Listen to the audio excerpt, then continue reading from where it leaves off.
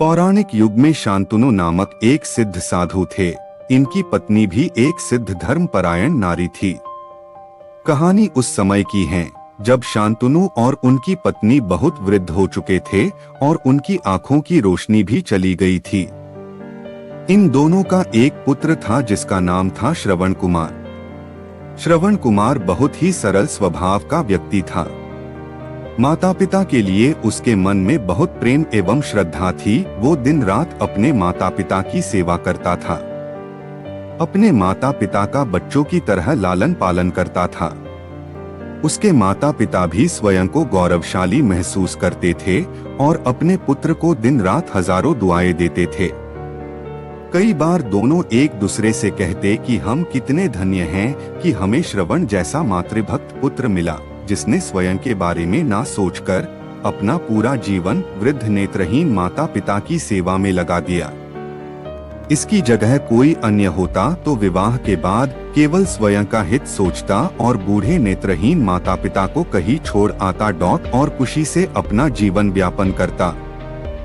जब ये बात श्रवण ने सुनी तो उसने माता पिता से कहा कि मैं कुछ भी भिन्न नहीं कर रहा हूँ, यह मेरा कर्तव्य है।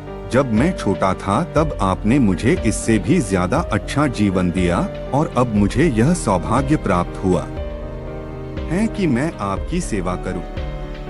आप दोनों जो भी इच्छा रखते हैं मुझसे कहे, मैं उन्हें अवश्य पूरा करूंगा। तब शांतनु और उसकी पत्नी कहते हैं, पुत्र श्रवण, हम दोनों की आयु बहुत हो चुकी है। अब जीवन का कोई भरोसा नहीं है। किसी भी समय हमारी आंखें बंद हो सकती हैं। ऐसे में हमारी एकमात्र इच्छा है, हम तीर्थ यात्रा करना चाहते हैं। क्या तुम हमारी यह इच्छा पूरी कर सकते हो? श्रवण कुमार अपने माता पिता के चरणों को पकड़कर अत्यंत प्रसन्नता के साथ कहता है, हाँ पिताश्री, यह तो मेरे लिए परम सौभाग्य की बात होगी कि मैं आप दोनों की इच्छा पूरी करूं। श्रवण अपने माता पिता को तीर्थ करवाने हेतु एक कावड़ तैयार करता है, जिसमें एक तरफ शांतनु एवं दूसरी तरफ उनकी पत्नी बैठती हैं और कावड़ के डंडे को अपने कंधे पर लादकर यात्रा शुरू करता है। उसके हृदय में माता पिता के प्रति इतना स्नेह है कि उसे उस कावड़ का लेशमात्र भी भार नहीं लगता।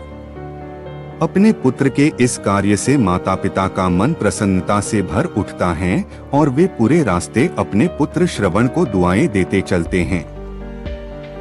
श्रवण कुमार तीर्थ करते समय जब वे तीनों अयोध्या नगरी पहुंचते हैं, तब माता पिता श्रवण से कहते हैं कि उन्हें प्यास लगी है।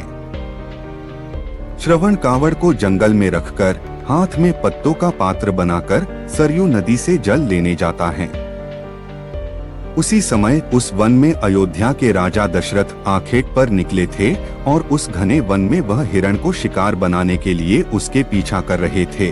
तभी उन्हें घने जंगल में झाड़ियों के पार सरयू नदी से पानी के हलचल की आवाज आती है। उस हलचल को हिरण के पानी पीने की आवाज समझकर महाराज दशरथ शिकार के उद्देश्य से तीर चला देते हैं और उस तीर से श्रवण कुमार के हृदय को आघात पहुंचता है, जिससे उसके मुंह से पीड़ा भरी आवाज निकलती है, जिसे सुन दशरथ स्तब्ध रह जाते हैं और उन्हें अनहोनी का एहसास होता है और वे भागकर सरयू नदी के तट पर पहुंचते हैं, जहां वे अपने तीर को श्रवण के हृदय में लगा देख भयभीत हो जाते हैं और उन्हें अपनी भूल का एहसास होता है।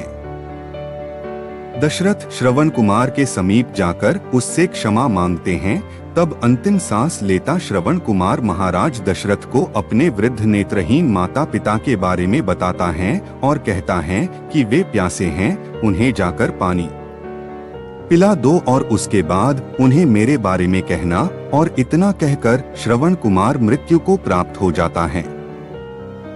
भारी हृदय के साथ महाराज दशरथ श्रवण के माता पिता के पास पहुंचते हैं और उन्हें पानी पिलाते हैं।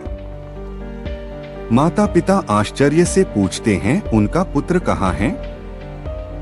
वे भले ही नेत्रहीन हो, पर वे दोनों अपने पुत्र को आहट से ही समझ लेते थे। माता पिता के प्रश्नों को सुन महाराज दशरथ उनके चरणों में गिर जाते हैं और बीती घटना को विस्तार से कहते हैं। पुत्र की मृत्यु की खबर सुनकर माता पिता रोने लगते हैं और दशरथ से उन्हें अपने पुत्र के पास ले जाने को कहते हैं। महाराज दशरथ कावड़ उठाकर दोनों माता पिता को श्रवण के शरीर के पास ले जाते हैं। माता पिता बहुत जोर जोर से विलाप करने लगते हैं। उनके विलाप को देख महाराज दशरथ को अत्यंत ग्लानि का आभास होता है और वे अपनी करनी की क्षमा याचना करते हैं, लेकिन दुखी पिता शांतनु महाराज दशरथ को श्राप देते हैं कि जिस तरह मैं शांतनु पुत्र वियोग में मरूंगा, उसी प्रकार तुम भी पुत्र वियोग में मरोगे। इतना कहकर दोनों माता पिता अपने शरीर को त्याग मृत्यु को प्राप्त हो जाते हैं।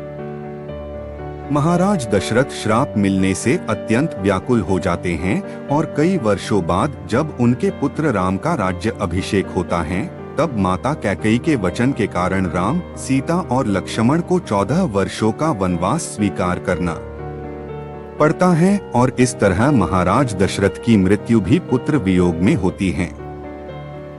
अपने अंतिम दिनों में उन्हें शांतनु के कहे शब्द याद आते हैं और वे राम के वियोग में अपना शरीर त्याग देते हैं। कहानी से सीख।